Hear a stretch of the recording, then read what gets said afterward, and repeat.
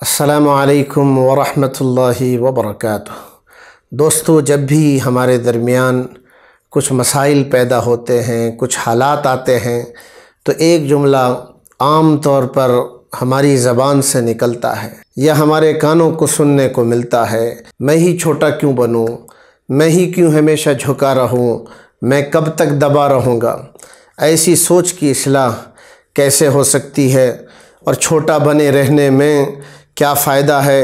آج اسی بات کو سمجھنے کی کوشش کرتے ہیں۔ دوستو، ایک مرتبہ گھر میں میاں بیوی کا جھگڑا ہو رہا تھا کہ خاندان کے بزرگ اور بڑے ان کے گھر پہنچے۔ میاں بیوی دونوں کو ملانے کی کوشش کی۔ حالات کا جائزہ لینے کے بعد ان بزرگ کو پتہ چلا کہ جھگڑے کی اصل جڑ یہ ہے کہ گھر کا بڑا کون ہے۔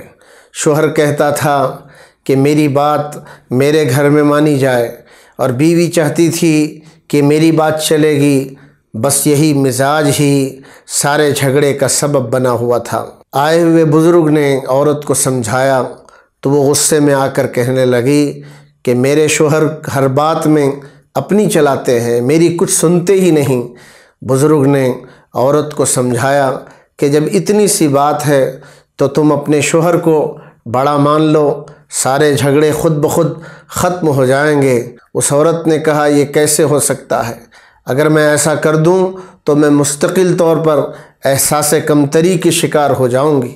بزرگ نے اس عورت کو سمجھایا کہ تم دونوں کے روزانہ کے جھگڑوں کی وجہ سے بچے تباہ ہو رہے ہیں، گھر کا سارا معاملہ بگڑا ہوا ہے۔ اگر تمہارا اپنے شوہر کو بڑا مان لینے سے تمہارے خاندان کا مسئلہ حل ہو جاتا ہے تو اس میں کیا برائی ہے؟ تو عورت نے کہا، یہی بات تو آپ میرے شوہر سے کیجئے، میرے شوہر مجھے کیوں نہ بڑا مان لیں۔ بزرگ نے یہ جواب سن کر وہاں سے اٹھ کھڑے ہوئے اور کہنے لگے، مشترکہ خاندان، مشترکہ زندگی اور فیملی لائف کی کامیابی کا راز چھوٹا بننے میں ہے۔ سوچنے کی بات یہ ہے کہ 10 آدمیوں کے درمیان اگر 9 آدمی اپنے آپ کو چھوٹا بنا لیں گے تب جا کر یہ ممکن ہو سکے گا کہ 10واں آدمی بڑا بن کر 10 کے درمیان نظم قائم کر سکے گا اور اتحاد کو اور یونٹی کو قائم کر سکے گا۔ جہاں پر اور جس ادارے میں اور جس گھر میں ہر آدمی بڑا بننا چاہتا ہو، وہاں نہ نظم قائم ہو سکتا ہے اور نہ ہی اتحاد کا سوال پیدا ہوتا ہے۔ اور یہ بات یاد رکھنے کی ہے کہ جس ادارے میں نہ نظم ہو اور نہ اتحاد ہو، وہاں پر صرف ناکامی اور بربادی ہوتی ہے۔ ایسے ادارے میں نفرت اور بغض، دنیا کی تباہی اور آخرت کی بربادی ہی قائم ہوتی ہے۔ 9 آدمیوں کی قربانی دینے سے 10 کے 10 آدمیوں کو فائدہ پہنچتا ہے، اور جہاں کوئی قربانی دینے کے لیے تیار نہ ہو وہاں سارے کے سارے 10 آدمی برباد ہو کر رہ جاتے ہیں۔ چھوٹا بننے پر راضی نہ ہونے کا ذہن ہی تمام برائیوں کی اصل وجہ ہے۔